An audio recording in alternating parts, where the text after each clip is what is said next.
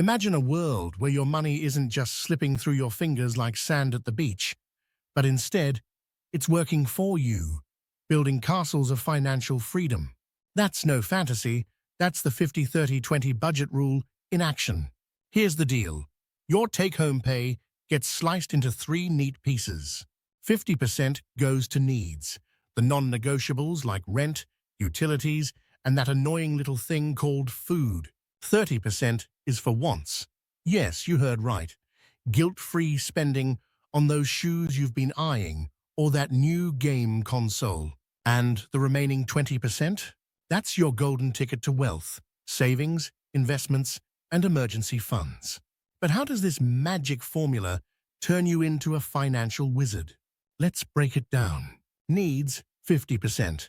This isn't the time to be heroic. We're talking essentials here.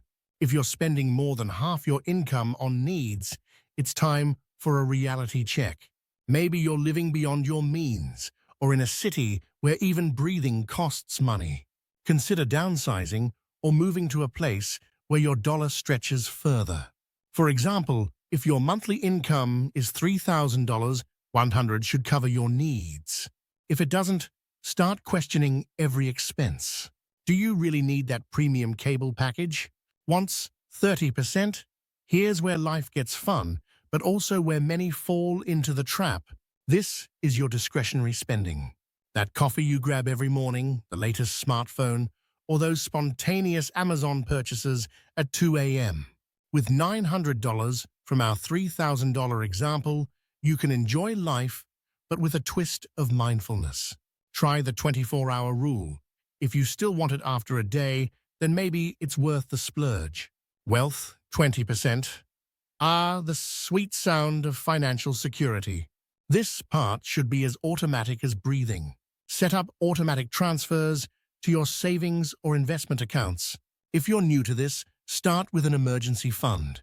Aim for 3 to 6 months of living expenses. Then, move to investments.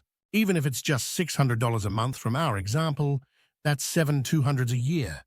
Compounded over time, that's not just saving, that's growing wealth. Practical tips? Track every penny.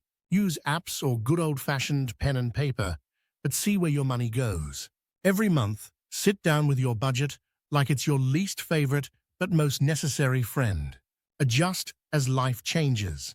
Promotions, job losses, or when you decide to start that vintage vinyl collection.